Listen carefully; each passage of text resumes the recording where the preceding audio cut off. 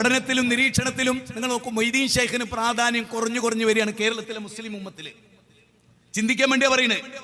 പണ്ട് മൊയ്തീൻ ഷെയ്ഖിനോളം പറയുന്ന വർണ്ണിക്കുന്ന ഒരാളും കേരളത്തിൽ വേറെ ഉണ്ടായിട്ടില്ല. അള്ളാഹുവിന് സ്ഥാനം അതിന്റെ താഴെ, റസൂലിന് സ്ഥാനം അതിന്റെ താഴെ. പക്ഷെ ഇപ്പം നടക്കണ എന്താ? ഇപ്പൊ മൊയ്തീൻ ഷെയ്ഖ് അവഗണിക്കപ്പെട്ടു. എന്താ കാരണം? മൊയ്തീൻ ഷെയ്ഖിന്റെ പേര് പറഞ്ഞ് പ്രസംഗിച്ചുകൊണ്ട് ഇവിടെ വരുമാനമൊന്നും ഉണ്ടാക്കാൻ കഴിയില്ല. കേരളത്തിൽ നിന്നുകൊണ്ട് സമസ്തക്ക് വരുമാനം ഉണ്ടാക്കണമെങ്കിൽ ചിറ്റടിമീത്തൽ അബൂബക്കറിനെ പടച്ചോനാക്കണം. അതുകൊണ്ടാണ് നിങ്ങളെ മണ്ണാർക്കാട്ടുകാരപ്പ് എന്ത് പറഞ്ഞത്? മാലിക്കുൽ മുലൂക്കായ രാജാതിരാജനായ സിംഹാസനത്തിന്റെ നാഥനായ മൊയ്തീൻ ഷെയ്ഖ്. ഇത്തരമൊരു കുഫറിന്റെ വാചകം ലോകത്ത് കുഫ്രിയത്ത് തലച്ചോറിൽ പേറി ഭരണകൂടം നടത്തിയ ഒരു ഭരണാധികാരിയുടെ നാവെന്ന് പോലും പുറത്തു വന്നിട്ടുണ്ടാവില്ല. അത്രയും വലിയ കുഫർ കേരളത്തിൽ പ്രചരിപ്പിച്ചുകൊണ്ടിരിക്കുക. ഇപ്പൊ എന്തേ സി എം അടവൂര് മാത്രമായത്? എല്ലാരും നാവിലും സി എം അടവൂര്. എന്താ? വരുമാനം രണ്ടു കൂട്ടർക്കും കിട്ടുന്നുണ്ട് അതിന്റെ പേരിൽ. അതങ്ങ് ബഗ്ദാദ് കിടക്കുന്ന ഷെയ്ഖിനെ വർണ്ണിച്ചോണ്ട് കിട്ടുമോ?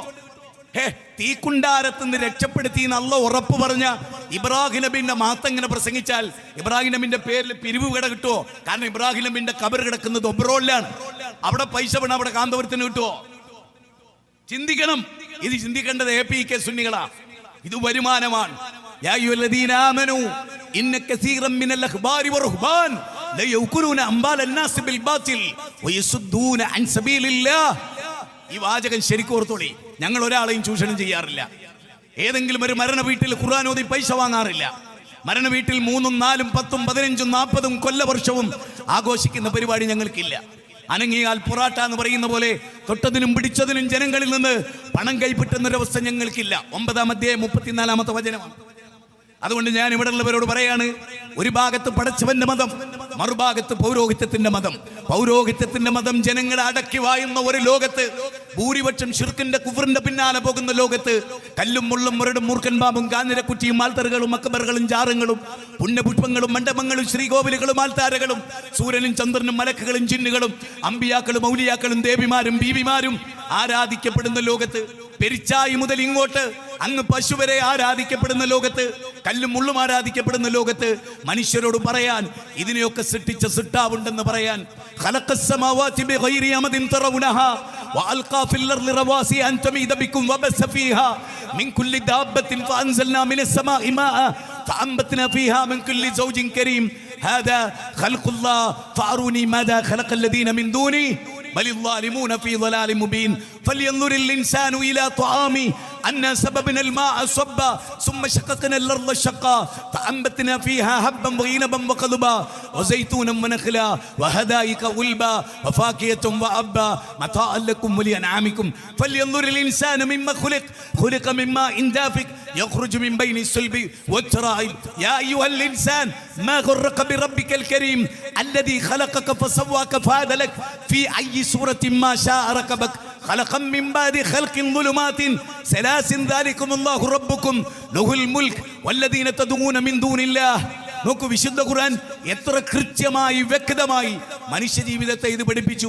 യൂലിജുൽ ലൈല ഫിന്നഹാർ വയൂലിജുൻ നഹാറ ഫിൽ ലൈൽ വശഖറ ശംസ വൽ ഖമറ കുല്ലും യജ്രി ലി അജലിൻ മുസമ്മാ ദാലികും അല്ലാഹു റബ്ബുക്കും ലഹുൽ മുൽക്ക് വല്ലദീന തദ്ഊന മിൻ ദൂനി മാ യംലികൂന മിൻ ഖുതുബീർ. ഇപ്പൊ എത്ര വചനം പറഞ്ഞു. ഇനി ഈ വചനത്തിന്റെ അർത്ഥം എന്താ? 31-ാം അധ്യായം 10-11 വചനാണ് ആദ്യം പറഞ്ഞ്. ഖലഖസ്സമാവാതി ബിഗൈരി അമദിൻ തറൗനഹാ. കണ്ണുകൾ കൊണ്ട് കാണാനാവാത്ത അവലംബങ്ങളില്ലാത്ത ആകാശത്തെ അവലംബമില്ലാതെ നാട്ടു നിർത്തിയ പടച്ചതമ്പുരാൻ. ഭൂമി നിങ്ങളെയും കൊണ്ട് ഇളകാതിരിക്കാൻ പർവ്വതങ്ങളെ. യേശുക്രിസ്തു ജനിക്കുന്നതിന് മുമ്പ് പർവ്വതമുണ്ട്. മുഹമ്മദ് നബി ജനിക്കുന്നതിന് മുമ്പ് പർവ്വതമുണ്ട്. ആ പർവ്വതത്തെ സൃഷ്ടിച്ച മൗണ്ടെയിൻസിനെ ആണികളാക്കി ഭൂമിയെ ഉറപ്പിച്ചു നിർത്തി. മേലേക്കുള്ളതിനേക്കാൾ കൂടുതൽ ആഴമേറിയ വേരുകളുള്ള ആണി അടിക്കും. അങ്ങനെയാണല്ലോ ടെന്റ് കെട്ടുന്ന ആണിക്കാണ് ഒത്തത് ഔത്താദ് എന്ന് പറയുന്നത്. അങ്ങനെയുള്ള പർവ്വതങ്ങളെ കൊണ്ട് ഭൂമി ഉറപ്പിച്ചു നിർത്തി.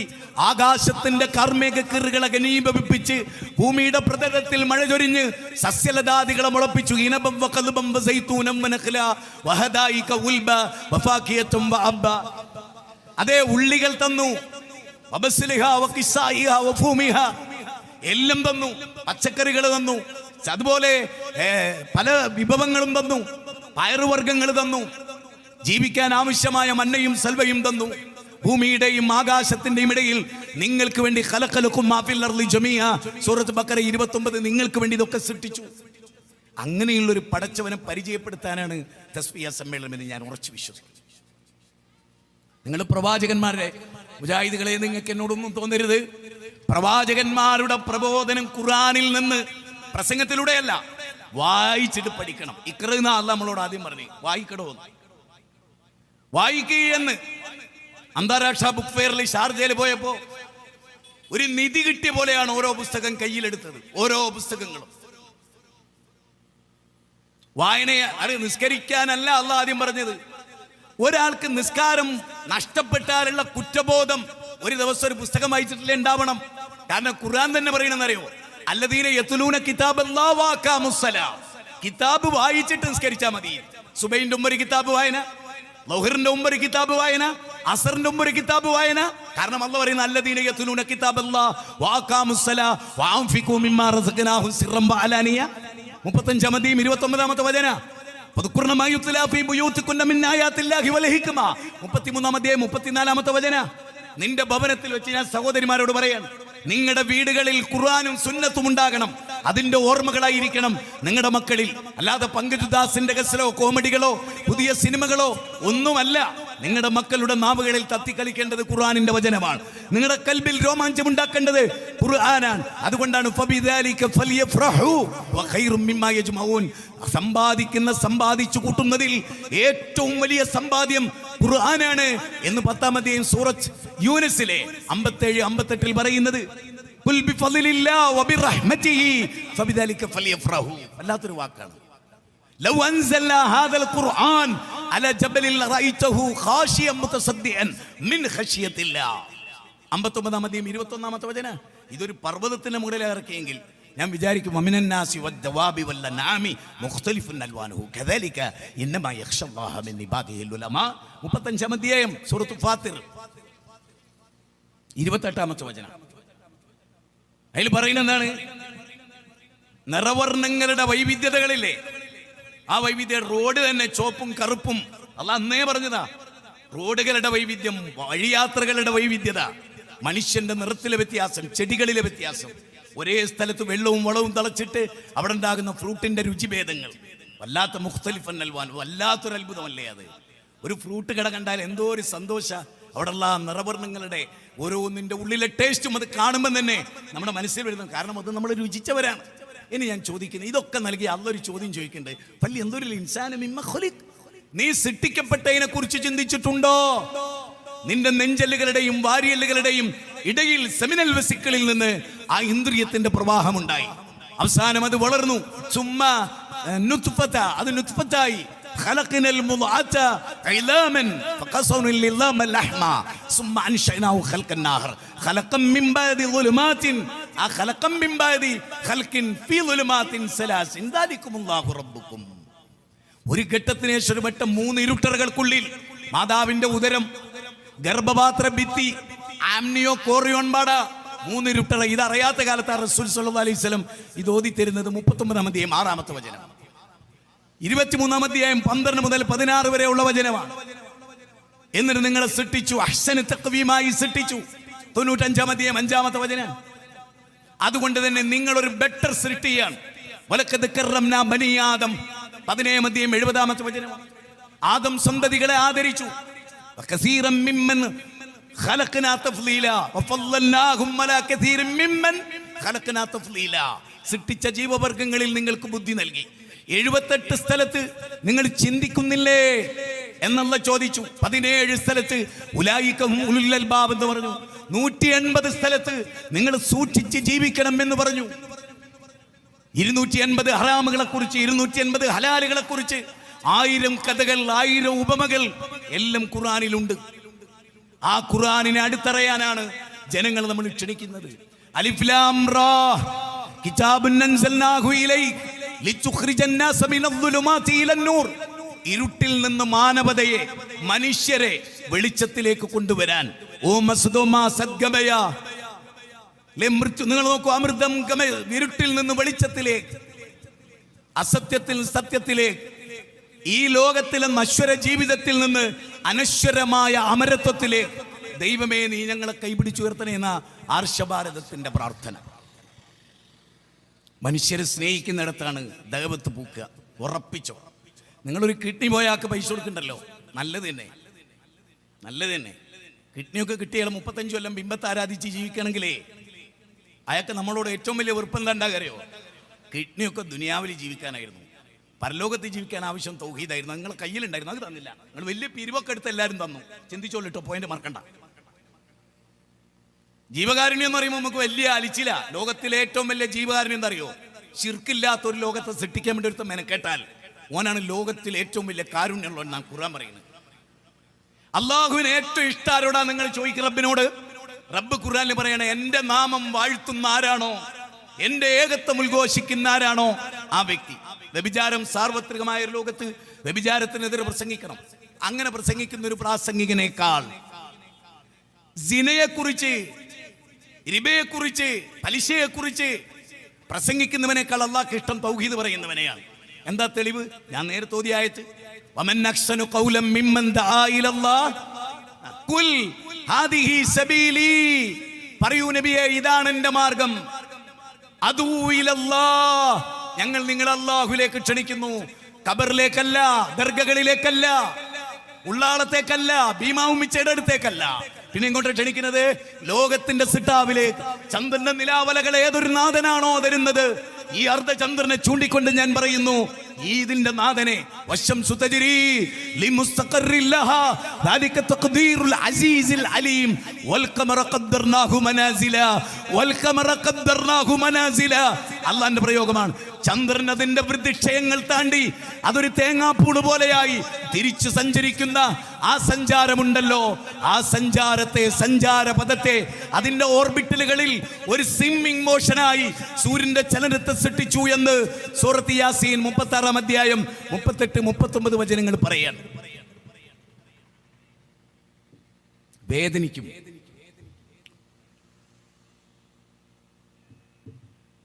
നബി സല്ലല്ലാഹു അലൈഹി വസല്ലം ഒരു സ്വപ്നം കണ്ടു. ആ സ്വപ്നം ഇബ്നു അബ്ബാസ് റളിയല്ലാഹു അൻഹു പറയുന്നത്.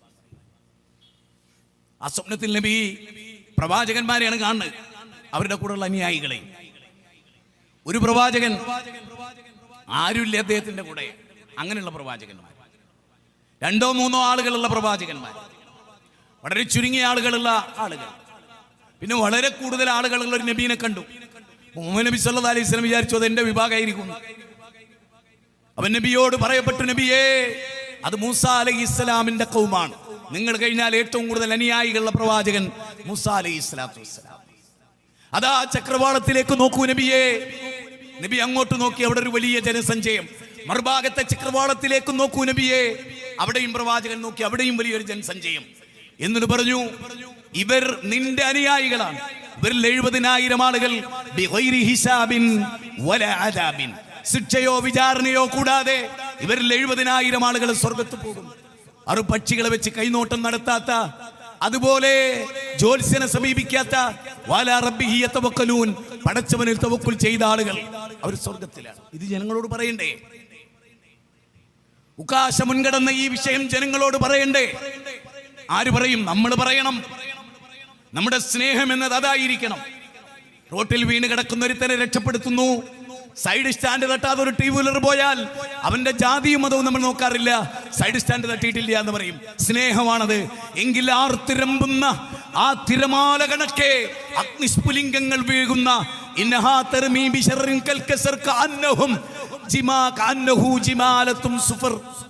ഒട്ടകക്കൂട്ടങ്ങൾ ചിന്ന ഭിന്നമാകുന്ന പോലെയുള്ള ആ നരകത്തിലെ തീപ്പൊരിയിലേക്ക് നമ്മുടെ അയൽവാസി ഒരു യുക്തിവാദി ആയിക്കോട്ടെ, ഓൻ തീക്കുണ്ടിൽ വീണാന്ന് പറഞ്ഞാൽ നമ്മൾ ഇവിടെ ഓടൂലേ? കാറെടുത്ത് ചുണയിൽ കേട്ടൂലേ? ഓൻ യുക്തിവാദിയാ നോക്കുവോ? എങ്കിൽ അവരൊക്കെ നാളെ നരകത്തിലേക്ക് പോകുന്ന ഒരവസ്ഥ ഉണ്ടെങ്കിൽ, ഒട്ടലോടെ നരകത്ത് പോവുക. മറ്റേ കയ്യാ പൊള്ളിയത്, കാലാ പൊള്ളിയത്, കുറച്ചേ പൊള്ളിയിട്ടുള്ളൂ, മുടിയാ പോയത്, ബാക്കി ഒരു പ്രശ്നമില്ല, അൽഹംദുലില്ലാ എന്ന്. പക്ഷെ ശരീരം മുഴുക്ക നരകാഗ്നി നക്കിത്തുടയ്ക്കുന്ന ഒരു ലോകം. ആ ലോകത്ത് അവർ ചോദിക്കപ്പെടില്ലേ, അലം യഅതികും നദീർ ഖാലൂ ബലാ ഖദ് ജാഅനാ നദീർ ഫകസ്സബ്നാ വഖുൽനാ മാ നസ്സലല്ലാഹു മിൻ ശൈഇൻ ഇൻ അൻതും ഇല്ലാ ഫീ ളലാലിൻ കബീർ വഖാലൂ ലൗ കുന്നാ നസ്മഉ ഔ നാകിൽ മാ കുന്നാ ഫീ അസ്ഹാബിസ് സഗീർ. 60 സൂറത്ത് മുൽക്ക് 8, 9, 10. നരകത്തിന്റെ കാവൽക്കാർ ചോദിക്കുക, അല്ല താക്കീതുകാർ വന്നിട്ടില്ലേ എന്ന്. നമ്മൾ ആ താക്കീതുകാരാവണ്ടേ? നമ്മൾ നിഷേധിച്ചാൽ നമുക്ക് പ്രശ്നമില്ല. കാരണം ആയത്തിന്റെ ബാക്കിയിൽ എന്താ പറയുന്നത്? ഞങ്ങൾ ഇതൊന്നും കേട്ടിട്ടില്ല, കണ്ടിട്ടില്ല. ഇതൊക്കെ ഉണ്ടായിരുന്നു, ഞങ്ങൾ കേട്ടിരുന്നുവെങ്കിൽ, ഞങ്ങൾ ചിന്തിച്ചിരുന്നുവെങ്കിൽ. ഞാൻ ഈ കഴിഞ്ഞ ആഴ്ച ഒരു സ്ഥലത്ത് പോയി പ്രസംഗിച്ചു. അവിടെ സുന്നികളെ കൊടുത്ത് അവർ പ്രവർത്തകരെ മുഴുവനും പിൻവലിച്ചു, ഭീഷണിപ്പെടുത്തി. മയ്യത്ത് പള്ളിക്കാട്ടിൽ വെക്കൂല എന്നൊക്കെ പറഞ്ഞു. മുജാഹിദ് ബാദ്ശാന്റെ പ്രസംഗം കേൾക്കാൻ പോയാൽ കേട്ടില്ല, അവരെ സമ്മതിച്ചില്ല. كأنهم حمر مستنفرة فرت من كسفرة بل يريد كل امرئ منهم أن يؤتى صحفا منشرة كلا بل لا يخافون الآخرة. 74 സൂറത്ത് മുദ്ദസ്സിർ എന്ന് പറയാണ്, സിംഹം ഓടി വരുമ്പോ വരളി പിടിച്ചോടുന്ന കഴുതകളെ പോലെ, മാൻപേടകളെ പോലെ ഉപദേശങ്ങളിൽ നിന്ന് ഒളിച്ചോടുന്ന യൗവനം, മനുഷ്യകുലം. ഇതിലിപ്പോ എത്ര യുവാക്കളുണ്ട് നിങ്ങൾ പരിശോധിക്കുക. ഞാൻ നേരെ മറിച്ചപ്പോൾ ലീഗിന്റെ പ്രകടനത്തിൽ ഞാൻ കുറ്റപ്പെടുത്തില്ല. അവിടെയുള്ള യുവാക്കളെ നിങ്ങൾ നോക്ക്. ഒരു ഫുട്ബോൾ കളി അരീക്കോട് ഉണ്ടെന്ന് പറഞ്ഞാൽ പള്ളിയിൽ ജുമ എടുക്കുകയാണെങ്കിൽ പോലും അരീക്കോട്ട് ഒറ്റ മുജാഹിദും പള്ളിയിൽ ഉണ്ടാവില്ല. ചിലപ്പോൾ അരീക്കോട്ടൊക്കെ ആ ജാതി ഭ്രാന്ത മുജാഹിദുകളെ കൂടുതലുള്ള നാടാ. അള്ള പറയുന്നുണ്ട് 50 20 ദുനിയാവ് എന്ന് പറഞ്ഞാൽ കളിയും വിനോദാണ്, അതിലപ്പുറത്തെ ആക്രം. അപ്പൊ അരീക്കോട്ടുള്ളയും നമ്മുടെ നാട്ടിലൊക്കെ ഉള്ള ആളുകൾ ഫുട്ബോളിനേക്കാൾ വലിയ ലഹരിയൊന്നും ഞങ്ങൾക്കില്ല.